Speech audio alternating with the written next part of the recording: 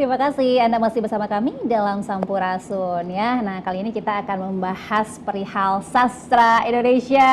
Seru banget ya. Iya, dan tentunya sudah terhubung juga bersama kami narasumber yang luar biasa pada hari ini, yaitu Kiai Maddon dari Rais Majelis Sastra Bandung yang akan berbincang mengenai sastra Indonesia di era digital. Kita coba sapa dulu. Ya, namun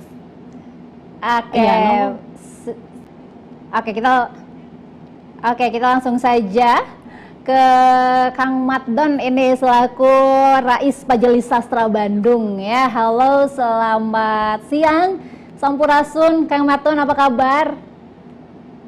Rampes, alhamdulillah baik.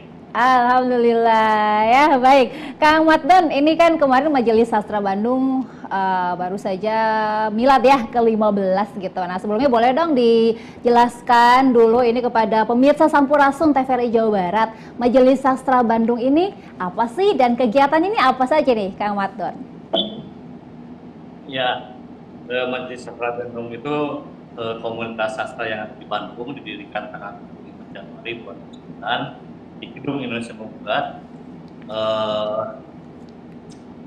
Itu awalnya karena merasa bahwa di Bandung itu perlu adanya ruang diskusi untuk sastra. Karena sebelumnya ada forum sastra Bandung, kemudian kelompok 10 dan lain sebagainya. Waktu itu tahun 2009 agak sepi. Nah, akhirnya saya mencoba mendirikan bersama kawan-kawan Majelis Sastra Bandung untuk ruang diskusi. Dan acaranya itu setiap minggu tadarus puisi namanya, kemudian setiap bulannya ada pengajian sastra. Yang belum pernah berhenti itu pengajian sastra tahun 2005 sampai sekarang itu sudah 137 tahun. Dan 137 kali. Berhenti itu karena pandemi saja waktu itu. Nah, ini bisa dijelaskan secara detail nggak, Kang? Seperti pengajian sastra tadi itu secara detailnya seperti apa sih kegiatannya gitu? Karena menarik ya, iya, juga nih. Pengajian sastra kayaknya baru denger gitu. Kalau tadarus puisi itu membahas puisi, khusus karya-karya puisi. Misalnya ada 10 orang nih, si A, si B, 10 orang membuat satu puisi, kemudian seorang membaca karya puisi dan dikritik oleh 9 orang. Kemudian beralih ke puisi yang satu lagi, ke puisi yang satu. Kemudian begitulah seperti halnya tadarus Al-Quran pada setiap bulan Ramadan. Tadarus puisi ini biasanya ada 50 peserta, tapi yang bertahan itu hanya sekitar 10-11 orang setiap tahunnya. Kemudian kalau pengajian sastra itu acara umum, bisa yang dibahas novel, bisa film, bisa musik, bisa cerpen, bisa puisi dan sebagainya. Nah, kita menghadirkan para pembicara misalnya Bihan Murrohmat, Kang Asep Jamjamur, almarhum Soni Farid Maulana, dan banyak lagi penyair-penyair lainnya untuk membahas karya sastra, film, novel, atau apa saja yang berkaitan dengan sastra. Terbuka bahkan dari setiap tahun selama 15 tahun ini bervariasi yang datang itu. Misalnya tahun kemarin nih, tahun 2023 kebanyakan guru. Tahun sebelumnya mahasiswa, kemudian tahun-tahun sebelumnya ada kaum buruh, ada petani, banyak sekali yang ingin belajar menulis sastra gitu. Nah, lokasi pendirian itu awalnya memang di Gedung Indonesia Menggugat. Kemudian 3 tahun berikutnya beralih ke Kebun Seni di Taman Sari, Bandung.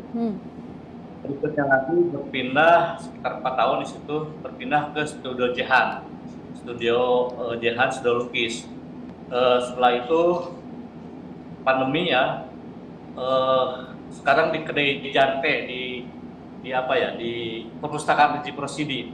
Tapi sering juga kita melakukan diskusi di taman-taman, di rel kereta api, dimanapun kita bisa melakukan itu, kita diskusi.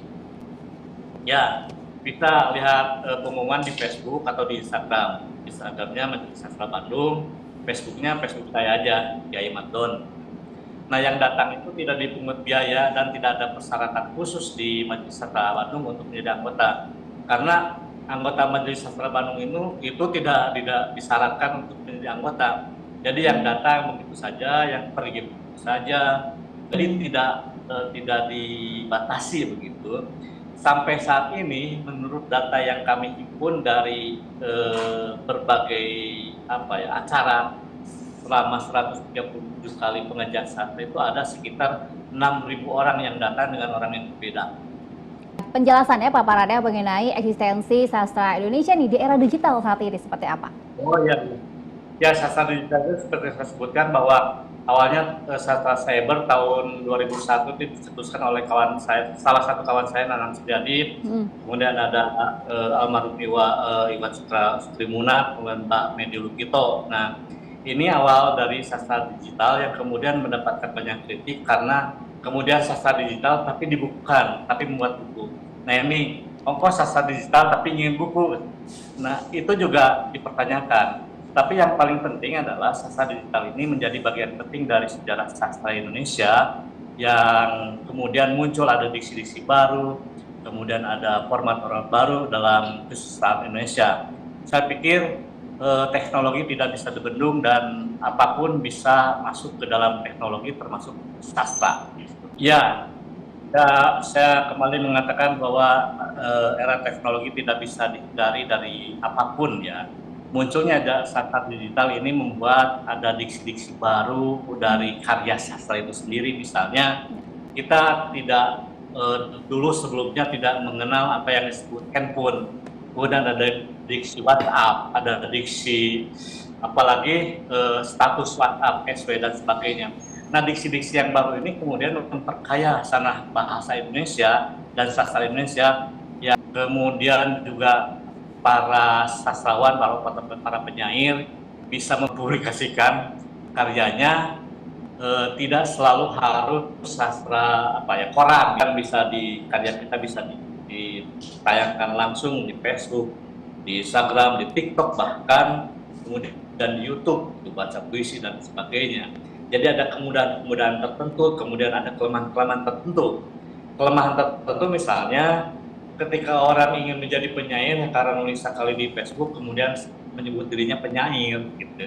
Nah ini kelemahannya. Nah, padahal seorang penyair atau sastrawan itu bukan sebutan dari diri sendiri, tapi dari masyarakat luas yang menyebut bahwa karya kita ini layak dan kita bisa disebut penyair. Kalau sudah membuat 10 buku pun, kalau masyarakat belum menyebut penyair, ya bukan. Baik itu digital maupun sastra konvensional. Ya, Kang, ada nggak sih yang mendukasikan sastra-sastra Indonesia, khususnya di era digital ini? Apakah misalnya kesulitan untuk masuk di kalangan anak muda atau seperti apa gitu yang ditemui?